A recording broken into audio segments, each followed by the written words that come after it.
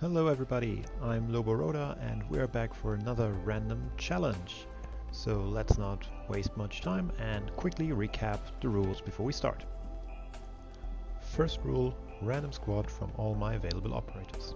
So everything from 1 to 6 star is possible. Second rule, duplicates result in empty position. Whenever I have 2 times the same number, I got 1 operator less. Third rule, random stage and random chapter. And the fourth rule is only finishing the stage with 3 star counts as a win. So, with this out of the way, let's see what squad our random number generator creates. Once again, we roll between 1 and 122. Yay, Zima joined the team, so one more.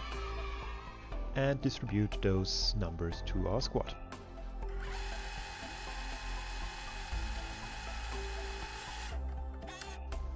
Okay, let's have a look at the squad that we have here. I'm really happy about Yatla. She's an awesome operator and she will do a lot here. The rest is actually pretty good. I got nearly everything covered. 4 defenders is a bit much, but I got medics, guards, snipers. Even though not my favorite ones, they're still pretty good. The weakest link is probably Plume, depending on the stage. Vanguard that creates DP only on kill. Not so good, but I got all my DP back when I redeploy her, so I got that going for me, which is nice. So overall, I think we have a pretty good team. Let's see what stage we'll get. As always, we roll between 1 and 7, and this time around we get 5, which is necessary solutions. I'm really looking forward to this because 1 plays in Lungmen, which is my favorite city next to Siesta in Arknights so far. And also it's way harder content than the rest we did so far. So this will probably be way more challenging and I'm really looking forward to play this. Necessary Solution has 18 stages and after rolling between 1 and 18 we got stage 6 and are ready to go. Let's jump into Necessary Solutions and count from left to right 6 stages and we end up on 5-4, nobody's home. So as always, let's have a look at the enemies first. So we got a lot of drones. The monster drone, DD, it's fine. Then we have the monster Mark II, also DD, a bit stronger but still should be able to do. Next up we have Spec Ops Soldiers, which is a very normal type of soldier also with DD. Then we also have the Breaker, which is a DB, so Yatla not so good against him, but he probably still has power. And the Bombtail with CB. This one is pretty annoying and we definitely need to be careful about the bomb. Does a lot of damage and it increases its speed. So let's see. And now have a look at the map. Okay, so we have flyers from the top right, top left, and the enemies, the walkers, will come from top left, top right, bottom right. Let's check our squad and see what we need to adjust for the stage. So Yatla, we have no choice. I mean, we stay with skill 3 Volcano. It is so powerful and it will do a lot against the multiple drones that will come in this stage. Cesar, I haven't played him that much, so I actually don't know what is a better skill here. But I think I want to go for a delayed detonation just because of the AoE damage it also does. Vulcan, I really like her, and since we have so many defenders, I think I want to go with her offensive move. It has 1 block less, but it gives way more power. Cylon, well, her actual usage of decreasing stun and freeze will not help us that much, so we just go with the normal increased healing amount. But she's a great healer because she has a huge range. Folinik, once again we go with her damage as well. I think we don't need that much healing going on, and having a bit more damage output next to healing is still way better choice here. Matterhorn, let's see. I actually prefer the cold resistance because it gives more defense, resistant and max HP, but I don't know if I can put him next to a healer, so I might think of going with the stamina first, just he has a bit more of healing for himself. Matemaru, I think I want to deploy her just as an attacker, so we go with her second skill, which increases her attack. Meteor, both skills kind of do the same, but one is a single target, the other one is an AoE. We go with the single target for now because it's also auto and I don't know yet when I need timing or not. Dornar, I think I want to have the attack plus 20% plus attacks all blocked enemies because there's no reason not to do it. It's just in all points better. Plume, well, she just has one skill, so not much we can do. And Spot kind of the same. He only has one skill, so we take it. And we have one empty spot again because duplicate number. Alright, let's jump into the stage. Okay, with the first wave of enemy, I don't know where they're coming from, so we wait before we deploy our Vanguard because we only have one. Alright, left side. So Plume will stay there and we'll try to catch them. Let's put Meteor right next to it because we need to cover the exit anyway from flyers, and I have the feeling Plume is just not strong enough to keep that by herself. It's also coming one from the bottom, but still fine. Well, she can handle it. Let's put Matterhorn on the right side so he can block a lot. He will stay there for a while even though he can't kill that much, but blocking is the first thing to do. Plume actually takes already a lot of damage, so I might take her away and set someone else there.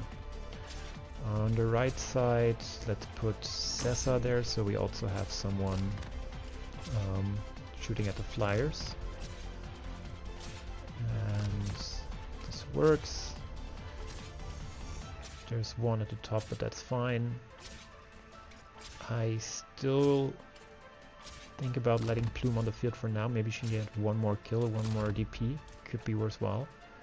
And now let's put Age of Yatla here so she can shoot at the enemies coming from the bottom, but also help Sessa with the flyers. Okay, the first round of drones went pretty good. Not much we needed to do there.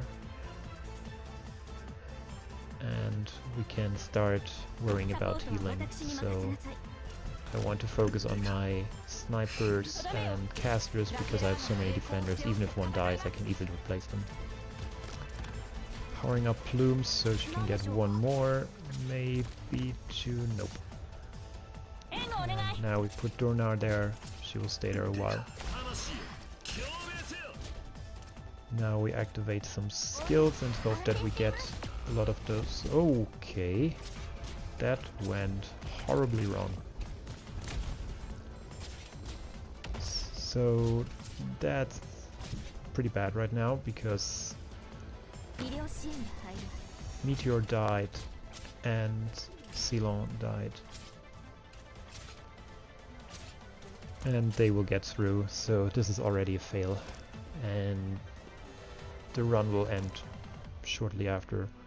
Let's just see what comes next. So we have a drone there, we could catch that with Matoi Maru. Dunar is actually doing a good job there on the left side. So that's fine. Folinic actually also gets a lot of pressure.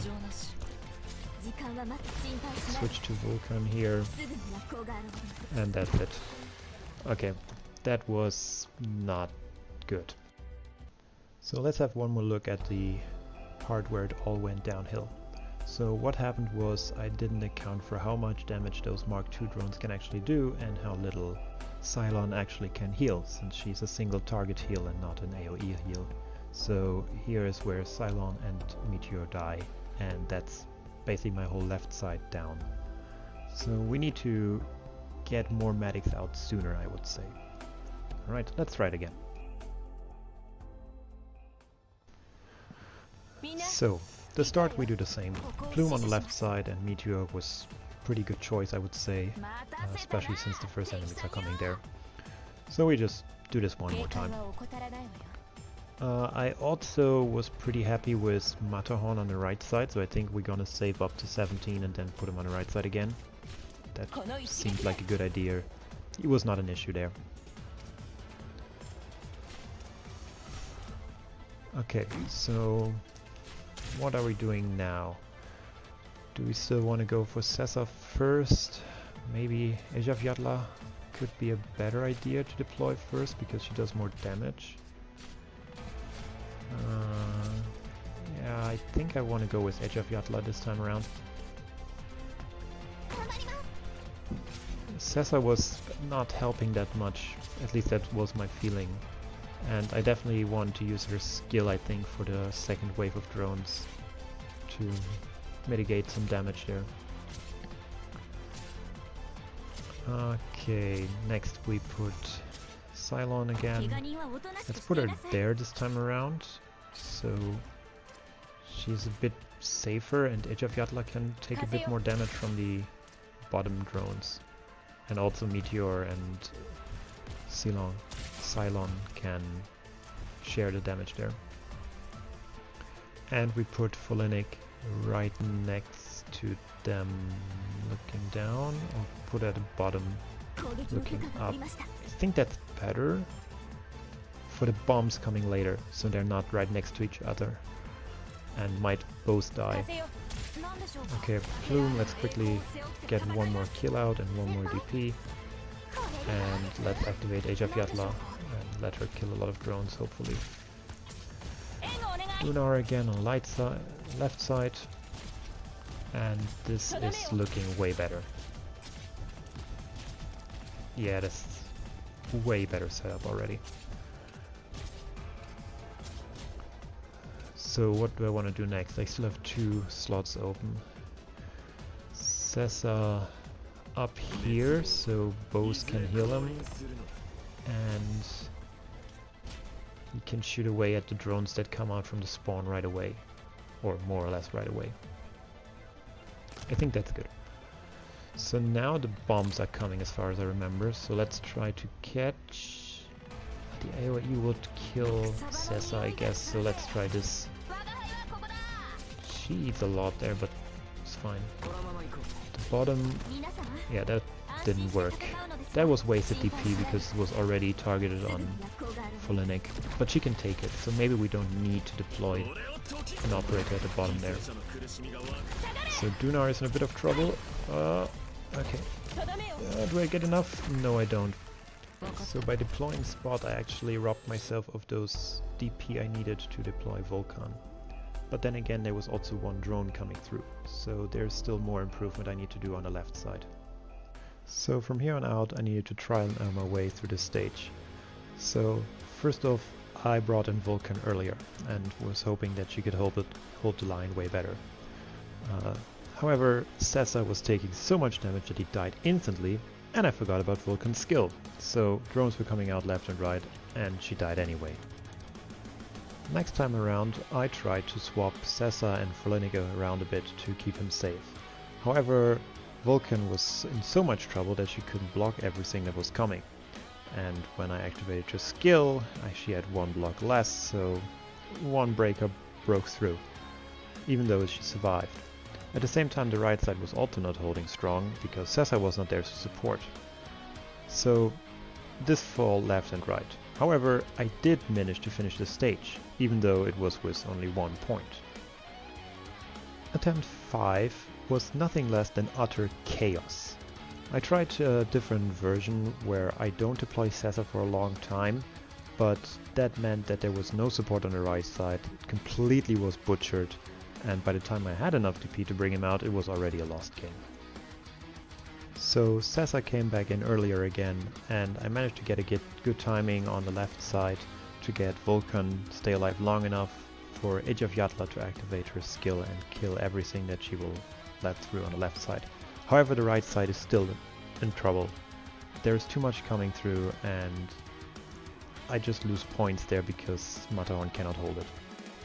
So I figured Sessa somehow on the top right, so he can support Matterhorn is a necessity to get the stage done. However, the left side has some troubles with one drone specifically getting through. Afterwards, it's just really troublesome to get Sessa keeping alive, because the bomb plus the Mark II drone is just too much damage to take for him. Once again, I try the same setup, but a bit different timing, and only one drone on the left gets through with Meteor. But I managed to get Cesar stay alive through the whole mission and don't let anything else through, even though it is close from time to time. So with this setup I knew there is a chance to actually get this. Let's see how the real attempt will look like. So Plume on the left side, as always, it's just needed to get through this. Right after, if we have enough DP, we'll deploy Meteor on the left side and support her. This is a pretty safe opener and Plume will manage to keep it alive. Even though there is some randomness towards it, it's still fine. One note here is that I actually changed Meteor's skill from her single target to her AoE multi-target triggered debuff, which we see later why this is important. Matterhorn is on the right side once again. This was also a strong setup, so I don't change that. Plume just barely manages to stay alive, but it's enough to get one more DP out of it. Age of Yatla will once again shoot on the right side. This is all pretty much the same to all my attempts because it works. So after we take away Plume, we deploy Cylon. And now we have the air covered and we already got a bit of healing going on there.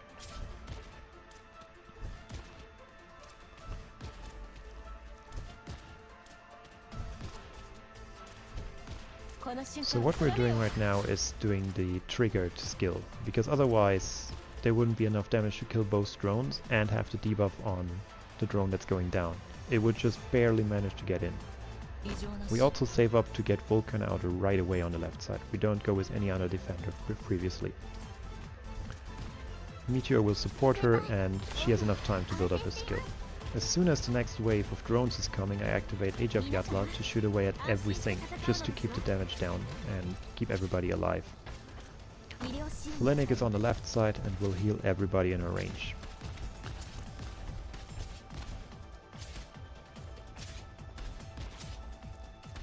So Vulcan already has her skill lined up, which will be a huge help later on, and she's not that much damaged.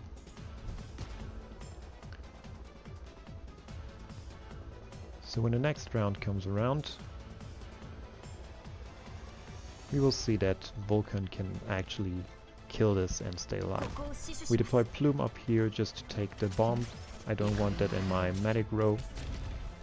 And we activate the skill on Vulcan to deal out more damage.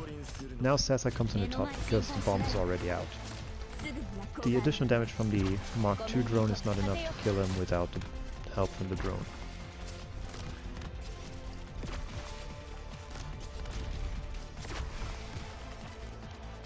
So for example, this drone is actually a pretty close call, but it dies right on the spot thanks to Fullenic's help there.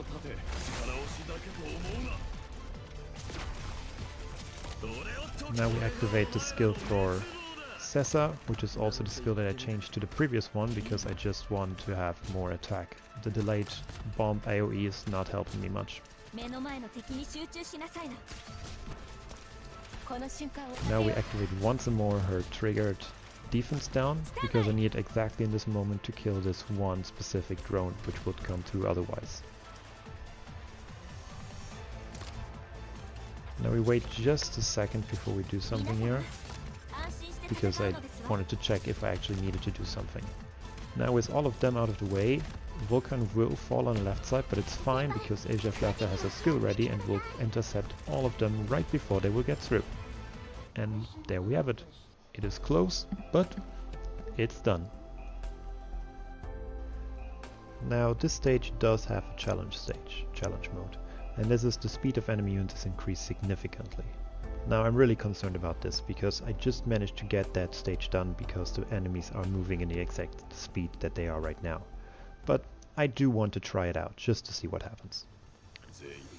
So we do the same tactic as earlier, guess Plume and then Meteor. Since they will also already come faster, I'm very concerned about Plume dying earlier than anticipated, or than the normal stage. Let's see.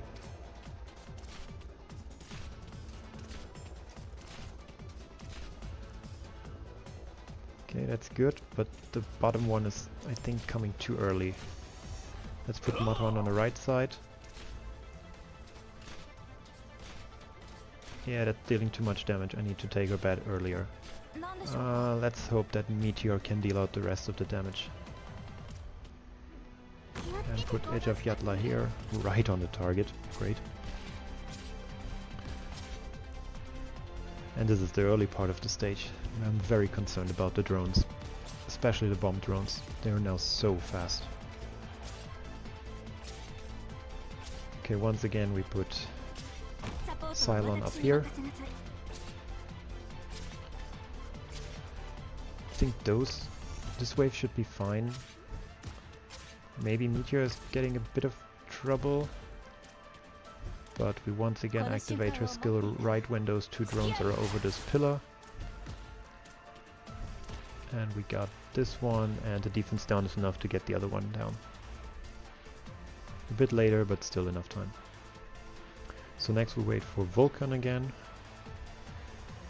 Put her on the left side. She won't be an issue, she will still survive long enough. Even with the extra pressure. Now we activate Edge of Yatla again.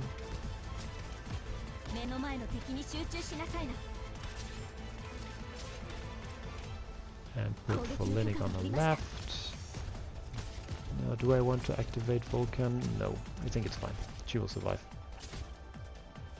So far so good. Now the hard round is coming up.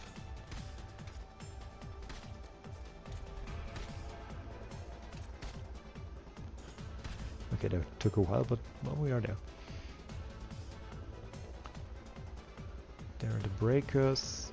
I am waiting for the drone to be deployed so I can put a plume up there. Now Vulcan activates her skill. That's just for safety because I'm very worried. And now we put Sessa there. Oh, this drone is going so fast. Oh, this is so fast. Let's see. Defense down. Yeah, there's no way I get that. No way in hell. Yeah. And there we have it. Now this was probably the most fun I had so far with this series, because this stage was really challenging. I was way too underleveled, but I managed to get it done. It needed to be a perfect timing for deployment, for skills, a lot of trial and error, and it was just a lot of fun. It took me a couple of hours to get it through and some frustrating moments in between and swapping skills, but the end result was pretty good, I think, and I really enjoyed that. I hope you also had some fun watching this and maybe you figured out your own strategies. If so, just write them in the comments. And with that, I'll see you next time, doctors.